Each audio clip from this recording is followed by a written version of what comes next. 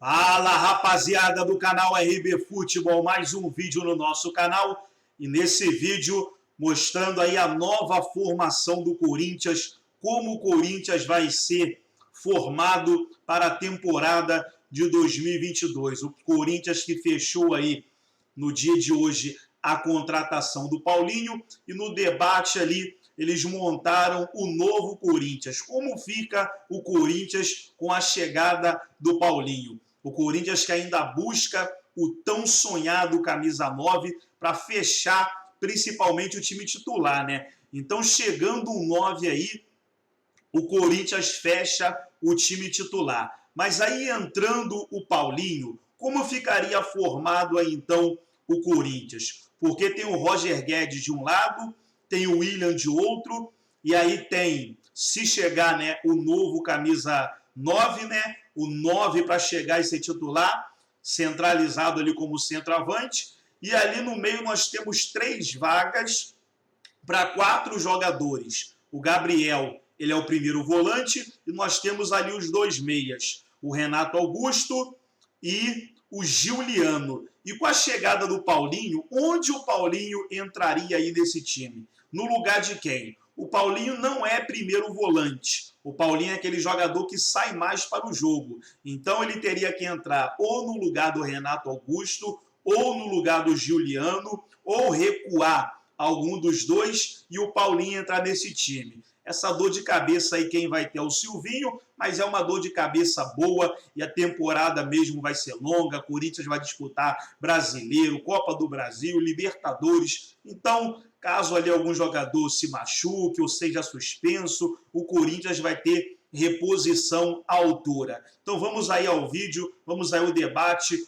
como que eles escalaram, né, o novo Corinthians para a temporada de 2022 com a chegada do Paulinho. O Paulinho, 168 gols, tem muitos jogos também, verdade, 648 jogos, a média dele é de 0,26.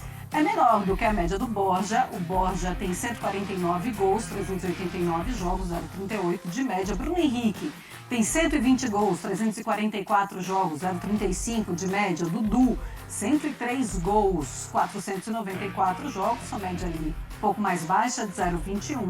E o Calheri, que tem 83 gols, 293 jogos, 0,28 de média. É um jogador, é um volante que faz muitos gols. Certo, Zupac? Certíssimo. São números impressionantes, né? Uma média melhor que a do Dudu, por exemplo. Sim, é claro que assim, ao longo da carreira do Paulinho, no próprio Corinthians, ele já foi um volante artilheiro. O Paulinho é o volante com o maior número de gols na história da seleção brasileira. Ele é o volante artilheiro da seleção mais importante do mundo. Mas é bem verdade também que essa média de gols subiu no instante que ele foi para a China, onde ele passou a jogar com mais liberdade. Então, no Guangzhou, ele jogava mais como um meia, às vezes como atacante, às vezes vindo de volante, mas como um meia, total liberdade. Para mim, Paulinho é jogador para brigar no Corinthians de todos os tempos. Um dos mais importantes jogadores. Não estou falando que ele está entre os 11, mas ele briga para estar entre os 11 mais importantes da história do Corinthians, pela posição, pelo que fez, pelo que ganhou e pela relevância em tudo que ele ganhou. E aí, em 2022, como fica o time do Corinthians, então? Essa é a pergunta, né? Aonde encaixar o Paulinho? Porque o Paulinho, o Paulinho não era uma posição carente. O Corinthians não contrata o Paulinho porque era necessário para a temporada. É porque ele está livre no mercado, é um jogador que tem ótima relação com a torcida, com o clube, e se cuida muito, como disse o André, e foi viabilizado através de um parceiro. Então, aonde jogar, né? Porque Renato e Giuliano, eles fazem parte do mesmo bolo do Paulinho, né? Tanto é que eles brigavam pela mesma vaga na seleção. O Giuliano ficou fora da Copa, foi o Paulinho, foi o Renato. Vamos dar uma olhadinha nas possibilidades. A gente começa aqui, tá na tela, o time base que terminou o Campeonato Brasileiro com o tão questionado Gabriel, o Giuliano e o Renato, o William, que terminou fisicamente bem como titular, o Guedes e o Jô. O Jô vai ficar aqui, mas no lugar do Jô, a gente vai pensar no 9. O Corinthians está atrás do 9. Se ele for contratado, onde está escrito Jô, leia-se 9, porque o Jô vai perder espaço. Respeitando essa formação, esse desenho, eu acho muito complicado a gente pensar no Paulinho jogando com o Renato e com o Giuliano. Então, respeitando esse desenho, eu acredito que a briga do Paulinho, ela é aqui, ela é com o Giuliano. entendendo que Paulinho e Renato combinam muito bem, na minha visão, Paulinho é mais jogador que o Juliano, eu imagino o Juliano, respeitando esse desenho, perdendo espaço no primeiro momento. O que não é nada de muito grave, né? Porque é importante para o Corinthians ter opções. Paulinho é o cara que chega bem na área, Paulinho é o cara que pode segurar para o Renato passear mais. São muitos jogos, jogadores com a idade mais avançada. O Juliano certamente vai jogar, mas respeitando a base de 2021, esse é o time que eu imagino para 2022. Existe uma outra possibilidade que eu gosto também, que é mexer no desenho. E aí eu sacaria o Jô ou o 9 e mexeria dessa seguinte maneira. É o chamado 4-1-3-2, é um modelo de jogo, um desenho que o Eduardo Cudê, por exemplo, adora.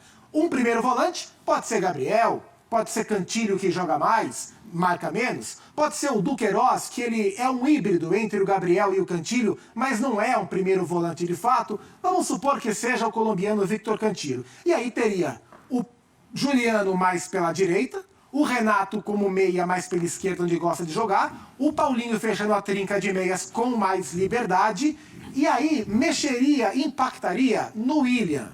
Porque o William é um jogador mais de beirada. Nesse desenho, sem um centroavante mais fixo, Roger Guedes e o William teriam um pouco mais de liberdade. Demandaria alguma adaptação do William, mas é uma maneira, talvez a única que eu enxergo, para encaixar os três como titulares desde o princípio.